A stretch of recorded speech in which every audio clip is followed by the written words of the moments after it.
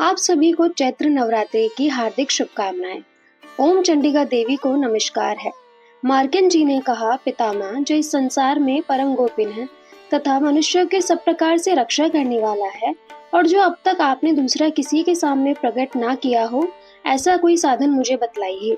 ब्रह्मा जी बोले, ब्राह्मण, ऐसा साधन तो एक देवी का कवच ही है, जो गोपिन से भी परम गोपिन है, पवित्र तथा संपूर्ण प्राणियों का उपकार करने वाला है।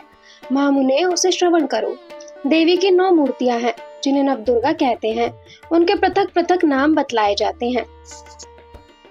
प्रथम माता का नाम शैलपुत्री है, दूसरी मूर्ति का नाम ब्रह्मचारिणी है, तीसरा स्वरूप चंद्रघंटा के नाम से प्रसिद्ध है, चौथी मूर्ति को कुष्मांडा कहते हैं, पांचवी दुर्गा का नाम स्कंद माता है, देवी के छठे रूप को कात्यायनी कहते हैं, सातवां कालरात्रि और आठवां स्वरूप महागौरी के नाम से प्रसिद्ध है, नवी दुर्गा का नाम सिद्धात्री है। ये सब नाम सर्वज्ञ महात्मा वेद भगवान द्वारा ही प्रतिपादित हुए हैं। जो मनुष्य अग्नि में जल रहा हो, रणभूमि में शत्रुओं से घिर गया हो, विषम संकट में फंस गया हो तथा इस प्रकार भय से आतुर होकर जो भगवती दुर्गा की शरण में प्राप्त हुए हों, उनका कभी कोई अमंगल नहीं होता। युद्ध के समय संकट में पड़े रहने पर भी उनके ऊपर कोई विपत्ति नहीं दिखाई देती। उन्हें शोक, दुख और भय की प्राप्ति नहीं होती। जिन्होंने भक्ति पूर्वक देवी का स्मरण किया है, उनका निश्चय ही अभ्युदय होता है।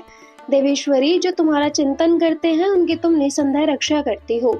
चामुंडा देवी प्रेत पर आरूढ़ होती हैं, बाराही भैंसे पर सवारी करती हैं, ऐन्द्री का वाहन ऐरावत हाथी है, वैष्णवी देवी गरुड़ पर ही आसन जमाती हैं, माहेश्वरी वृक्ष पर आरूढ़ होती हैं, कुमारी का वाहन मयूर है, भगवान विष्णु की प्रियतमा लक्ष्मी देवी कमल के आसन पर विराजमान है और हाथों में कमल धारण किए हुए हैं। वृक्ष पर आरूढ़ ईश्वरी देवी ने श्वेत रूप धारण कर रखा है। ब्रह्मा देवी हंस पर बैठी हुई है और सब प्रकार के आभूषणों से विभूषित है। ये सभी माताएं सब प्रकार की योग शक्तियों से संपन्न हैं। इनके सिवा और भी बहुत सी देवियां हैं, जो अनेक प्रकार के आभूषणों की शोभा से युक्त तथा नाना प्रकार के रत्नों से सुशोभित हैं। ये संपूर्ण देवियां क्रोध में भरी हुई हैं और भक्तों की रक्षा के लिए रथ पर बैठी दिखाई देती हैं। ये शंख, चक्र, गदा, शक्ति, हल और मूसल, खेटक और तोमर, परशु तथा पाश, कुंत और त्रिशूल एवं उत्तम शार्कधनुष आदि अस्त्र शस्त्र अपने हाथों में धारण करती हैं। दैत्यों के शरीर का नाश करना, भक्तों को विधान देना और देवताओं का कल्याण करना, यही उनके शस्त्र धारण का उद्देश्य है। महान रौद्र रूप, अत्यंत घोर पराक्रम, महान बल और महान उत्साह वाली देवी, तुम महान भय का नाश करने वाली हो, तुम्हें नमस्कार है।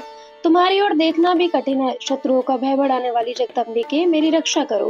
पूर्व दिशा में ऐन्द्री इंद्र शक्ति मेरी रक्षा करें, अग्नि कोण में अग्नि शक्ति, दक्षिण दिशा में वाराही तथा नित्य कोण में खड्ग धारिणी मेरी रक्षा करें। पश्चिम दिशा में वारुणी और वायव्य कोण में मृत पर सवारी करने वाली देवी मेरी रक्षा करें। उत्तर दिशा में कुमारी और ईशान कोण में शूल धारिणी देवी रक्षा करें।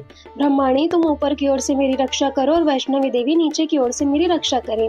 इसी प्रकार शव को अपना वाहन बनाने वाली चामुंडा देवी 10 दिशाओं में मेरी रक्षा करें। जया आगे से और विजय पीछे की ओर से मेरी रक्षा करें। वाम भाग में अजिता और दक्षिण भाग में अपराजिता रक्षा करें। उद्योतनी शिखा की रक्षा करें। उमा मेरे मस्तक पर विराजमान होकर रक्षा करें। ललाट में मालाधारी रक्षा करे और यशस्विनी देवी मेरी बोहों का संरक्षण करे। बोहों के मध्य भाग में त्रिनेत्रा और नथनों की यमघंटा देवी रक्षा करें। दोनों नेत्रों के मध्य भाग में और शंखिनी और कानों में द्वारवासिनी रक्षा करें। कालिका देवी कपोलों की तथा भगवती शांकरी कानों के मूल भाग की रक्षा करें। नासिका में सुगंधा और ऊपर के ओठ में चर्चिका देवी रक्षा करें। नीचे के ओठ में अमृत कला तथा जिह्वा में सरस्वती देवी रक्षा करें। कुमारी दांतों की और चंडिका कंठ प्रदेश की रक्षा करें। चित्रघंटा गले की घाटी की और महामाया तालुओं में रहकर रक्षा करें। कामाक्षी थोड़ों की और सर्वमंगला मेरी वाणी की रक्षा करें। भद्रकाली ग्रीवा में और धुरंधरी पृष्ठवंश में रहकर रक्षा करें। कंठ के भारी भाग में नीलग्रीवा और कंठ की नली में नलकुंवरी रक्षा करें। दोनों कंधों में खड़गनी और मेरे दोनों भुजाओं की वृषधारिणी रक्षा करें। दोनों हाथों में दंडिनी और उंगलियों में अंबिका देवी रक्षा करें। सुलेश्वरी नखों की रक्षा करें। कुलेश्वरी कुक्षी में रहकर रक्षा करें। महादेवी दोनों स्तनों की और शोक विनाशिनी देवी मन की रक्षा करें। ललिता देवी हृदय में और शूलधारिणी देवी उदर में रहकर रक्षा करें। नाभि में कामिनी और गुहा भाग की गुहेश्वरी रक्षा करें। पूतना और कामिका लिंग की और महिषवाहिनी गुदा की रक्षा करें। भगवती कटी भाग में और विंध्यवासिनी घुटनों की रक्षा करें। संपूर्ण कामनाओं को देने वाली महाबली देवी दोनों पिंड लोकों की रक्षा करें। नरसिंह देवी दोनों घुटनों की और तेजस्वी देवी दोनों चरणों के पृष्ठ भाग की रक्षा करें। श्री देवी पैरों की अंगुलियों में और तलवासिनी पैरों के तालुओं में रहकर रक्षा करें। अपनी दाढ़ों के कारण भयंकर दिखाई देने वाली दृष्ट कराली देवी नखों की और ऊर्ध्व केशनी देवी केशों की रक्षा करें। रोम विलाय के छिद्रों में कोबेरी और त्वचा की बागेश्वरी देवी रक्षा करें। पार्वती देवी रक्त मज्जा वसा मांस हड्डी और मेद की रक्षा करें। आंतों की कालरात्रि और पित्त की मुक्तेश्वरी रक्षा करें। मूलाधार आदि कमल कोशों में पद्मावती देवी और कफ में चूड़ामणि देवी स्थित होकर रक्षा करें। नख के तेज के ज्वालामुखी रक्षा करें, जिसका किसी भी अस्त्र से भेदन नहीं हो सकता, वह बेता देवी शरीर की समस्त संधियों में रहकर रक्षा करें। ब्रह्माणी आप मेरे वीर की रक्षा करें। छत्रेश्वरी छाया की तथा धर्म धारिणी देवी मेरे अहंकार मन और बुद्धि की रक्षा करें। हाथों में व्रज धारण करने वाली व्रजस्त्र देवी मेरे प्राण अपान व्यान उदान और समान वायु की रक्षा करें। कल्याण से शोभित होने वाली भगवती कल्याण शोभना मेरे प्राण की रक्षा करें। रस रूप गंध शब्द और स्पर्श इन विषयों का अनुभव करते समय योगिनी देवी रक्षा करें तथा सतोगुण रजोगुण और तमोगुण की रक्षा सदा नारायणी देवी करें।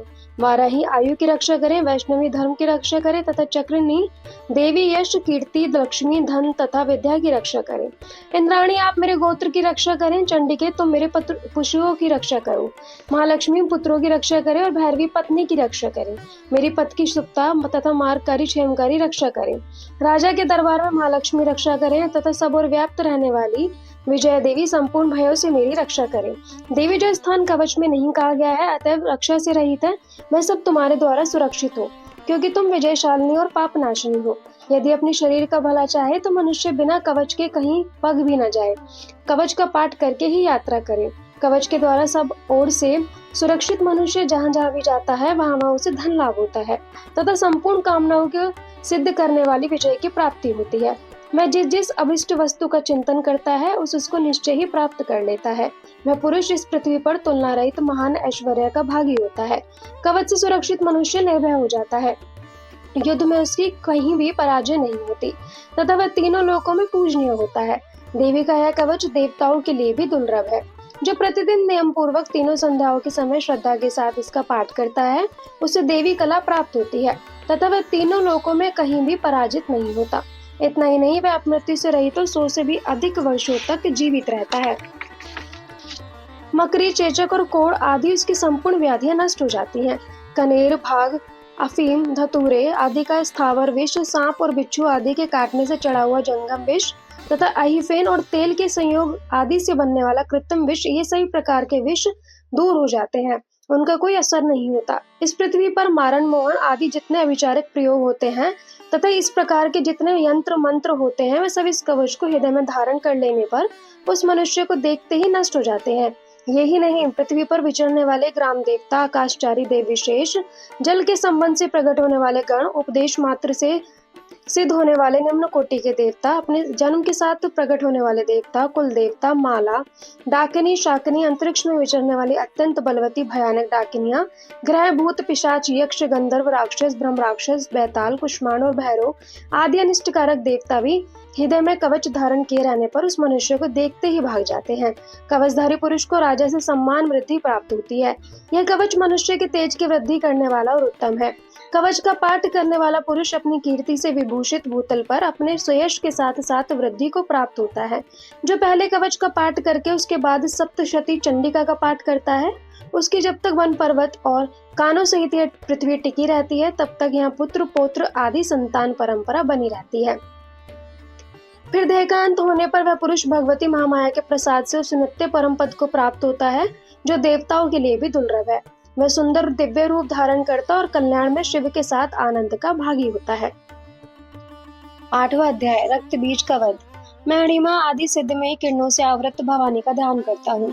उनके शरीर का रंग लाल है, नेत्रों में करुणा लहरा रही है और हाथों में पाश, अंकुश, बाण और धनुष शोभा पाते हैं। ऋषि कहते हैं, चंद्रमुंड नामक दैत्यों के मारे जाने तथा बहुत सी सेना का संहार हो जाने पर दैत्यों के राजा प्रतापी शुंभ के मन में बड़ा क्रोध हुआ और उसने दैत्य की संपूर्ण सेनाओं को युद्ध के लिए कूच करने की आज्ञा दी। वह बोला, आज उदयुद्ध नाम के 86 दैत्य सेनापति अपनी सेनाओं के साथ युद्ध के लिए प्रस्थान करें। कंबु नाम वाले दैत्यों के 84 सेनानायक अपनी वाहिनी से घिरे हुए यात्रा करें। 50 कोटि वीर कुल के और 100 धूम्र कुल के असुर सेनापति मेरी आज्ञा से सेना सहित कूच करें। कालक, दोहार्द, मौर्य और काल के असुर भी युद्ध के लिए तैयार हो मेरी आज्ञा से तुरंत प्रस्थान करें। भयानक शासन करने वाला असुरराज शुंभ इस प्रकार आज्ञा दे सहस्त्रों बड़ी बड़ी सेनाओं के साथ युद्ध के लिए प्रस्थित हुआ।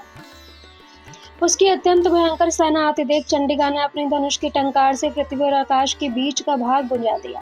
राजन, तदंतर देवी के सिंह ने भी बड़े जोर जोर से दहाड़ना आरंभ किया। फिर अंबिका ने घंटे के शब्द से उस ध्वनि को भी बढ़ा दिया। धनुष की टंकार, सिंह की दहाड़ और घंटे की ध्वनि से संपूर्ण दिशाएं गूंज उठी। उस भयंकर शब्द से काली ने अपने विकराल मुखों को और भी बढ़ा लिया तथा इस प्रकार वे विजयिनी हुई। उस तुमुल नाद को सुनकर दैत्यों की सेनाओं ने चारों ओर से आकर चंडिका देवी, सिंह तथा काली देवी को क्रोध पूर्वक घेर लिया। राजन, इसी बीच में असुरों के विनाश तथा देवताओं के अभ्युदय के लिए ब्रह्मा, शिव, कार्तिकेय, विष्णु तथा इंद्र आदि देवों की शक्तियां जो अत्यंत पराक्रम और बल से संपन्न थी, उनके शरीर से निकलकर उन्हीं के रूप में चंडिका देवी के पास गई। जिस देवता का जैसा रूप, जैसा वेशभूषा और जैसा वाहन है, ठीक वैसे ही साधनाओं से संपन्न हो उसकी शक्ति असुरों से युद्ध करने के लिए आई। सबसे पहले हंसयुक्त विमान पर बैठी हुई अक्षसूत्र और कमंडलू सुशोभित ब्रह्मा जी की शक्ति उपस्थित हुई, जिसे ब्रह्माणी कहा जाता है। महादेव जी की शक्ति वृक्ष पर आरूढ़ हो, हाथों में श्रेष्ठ त्रिशूल धारण किए, महानाग का कंकड़ पहने, मस्तक में चंद्र रेखा से विभूषित तो वहां आ पहुंची। कार्तिकेय जी की शक्ति रूपा जगदम्बिका होने का रूप धारण किए श्रेष्ठ मयूर पर आरूढ़ हो, हाथ में शक्ति लिए दैत्यों से युद्ध करने के लिए आई। इस प्रकार भगवान विष्णु की शक्ति गरुड़ पर विराजमान हो, शंख, चक्र, गदा, शार्कधनुष तथा खड़ग हाथ में लिए वहां आई। अनुपम यज्ञ वाराह का रूप धारण करने वाली श्री हरि की जो शक्ति है, वह भी वाराह शरीर धारण करके वहां उपस्थित हुई। नरसिंह शक्ति भी नरसिंह के समान शरीर धारण करके वहां आई। उसकी गर्दन के बालों के झटके से आकाश के तारे बिखर पड़ते थे। इसी प्रकार इंद्र की शक्ति व्रज हाथ में लिए गजराज ऐरावत पर बैठकर आई। उसके भी सहस्त्र नेत्र थे। इंद्र का जैसा रूप है वैसा ही उसका भी था।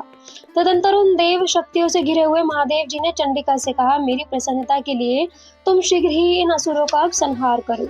तब देवी के शरीर से अत्यंत भयानक और परम उग्र चंडिका शक्ति प्रकट हुई, जो सैकड़ों गीदड़ियों की भांति आवाज करने वाली थी।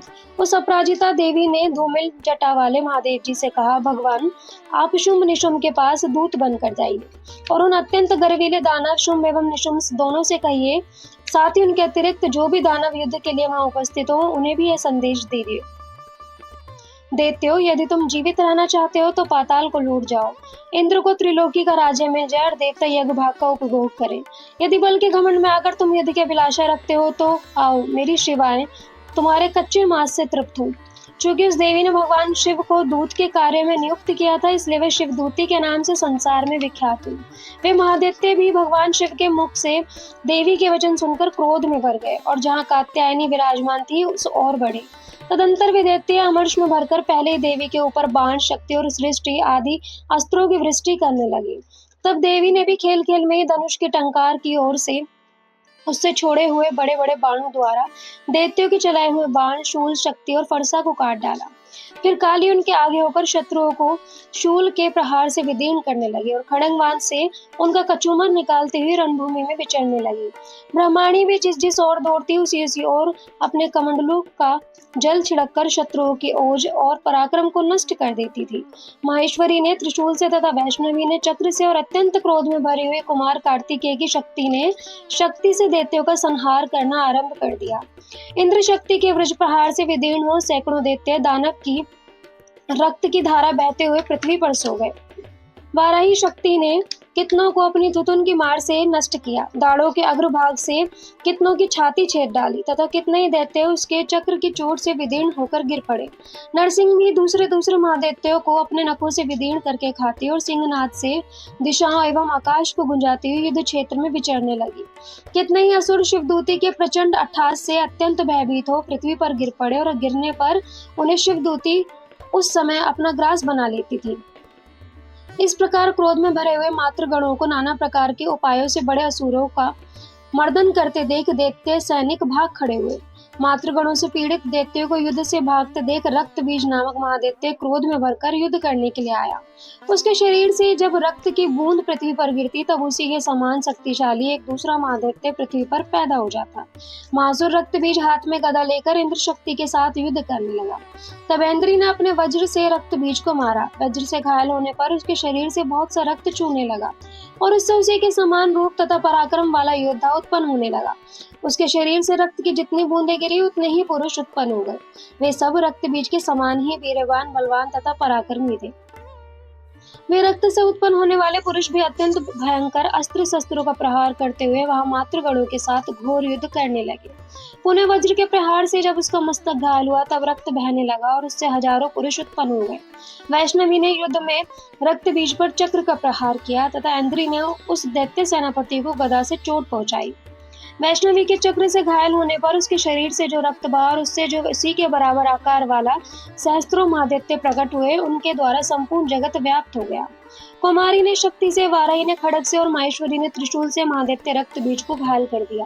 क्रोध में भरे हुए इस महादैत्य रक्त बीज ने भी गदा से सभी मातृ शक्ति पर पृथक पृथक प्रहार किया। शक्ति और शूल आदि से अनेक बार घायल होने पर जो उसके शरीर से रक्त की धारा पृथ्वी पर गिरी, उससे भी निश्चय ही सैकड़ों असुर उत्पन्न हो गए। इस प्रकार उस महादैत्य के रक्त से प्रकट हुए असुरों द्वारा संपूर्ण जगत व्याप्त हो गया।